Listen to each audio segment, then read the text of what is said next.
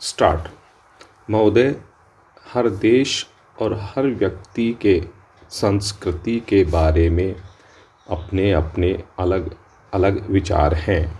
Stop. जब हम सांस्कृतिक संबंधों की बात करते हैं तो यहाँ ठीक है कि सिद्धांत रूप में यह बहुत भली लगती है, लेकिन वास्तव में ऐसा होता है कि यहीं अपने विचार एक दूसरे से टकराते हैं और उससे मित्रता होने की बजाय खिंचाव पैदा होता है। स्टॉप। तो बुनियादी प्रश्न है कि संस्कृति क्या है। स्टॉप। मैं निश्चय ही इसकी कोई उचित परिभाषा नहीं बता सकता, क्योंकि मुझे अभी तक ऐसी परिभाषा मिली ही नहीं है। स्टॉप। हर एक यह देख सकता है कि हर राष्ट्र और हर सभ्यता ने अपनी अलग अलग संस्कृति का विकास किया, जिसकी जड़ें हजारों वर्ष पहले की पीढ़ियाँ थीं। स्टॉप। यही दिखाई देगा कि जिस विचार ने किसी सभ्यता को अपनी लंबी यात्रा पर चलने के लिए आरंभ में प्रेरणा दी, उसने राष्ट्रों को बहुत कुछ प्रभावित किया या ढाला। स्टॉप।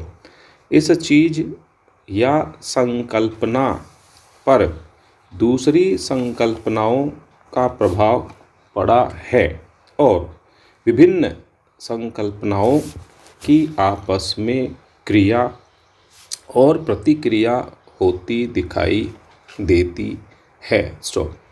मेरे विचार में दुनिया में ऐसी कोई संस्कृति नहीं रही जिसे पूर्णतया शुद्ध या दूसरी संस्कृति से अप्रभावित कहा जा सके। स्टॉप।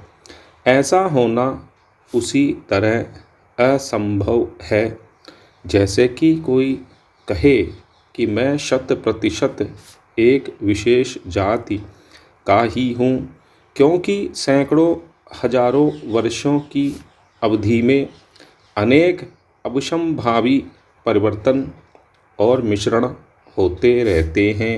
स्टॉप। पैरा।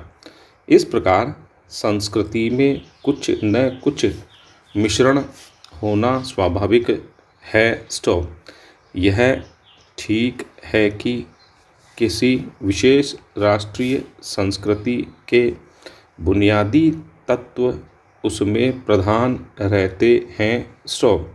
अगर यह चीज़ शांति से होती रहे तो इसमें कोई हानि नहीं। स्टॉप। लेकिन इसमें प्रायः टकराव हुआ करते हैं। स्टॉप। इससे किसी एक वर्ग या समूह के मन में प्रायः यह डर घर कर जाता है कि उसकी संस्कृति पर कोई ऐसा प्रभाव छाता जा रहा है जिसे वह बाहरी या परकीय समझता है। स्टॉप।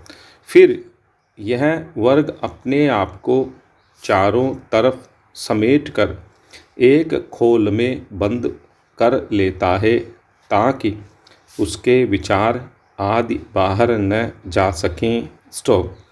यह बड़ी खराब स्थिति होती है, क्योंकि यूँ तो किसी भी विषय में और जिसे हम संस्कृति कहते हैं उसके विषय में तो गतिहीनता और भी बुरी चीज़ है। स्टॉप।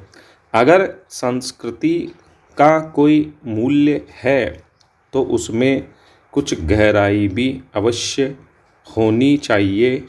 स्टॉप। उसमें कुछ गति भी होनी चाहिए। स्टॉप।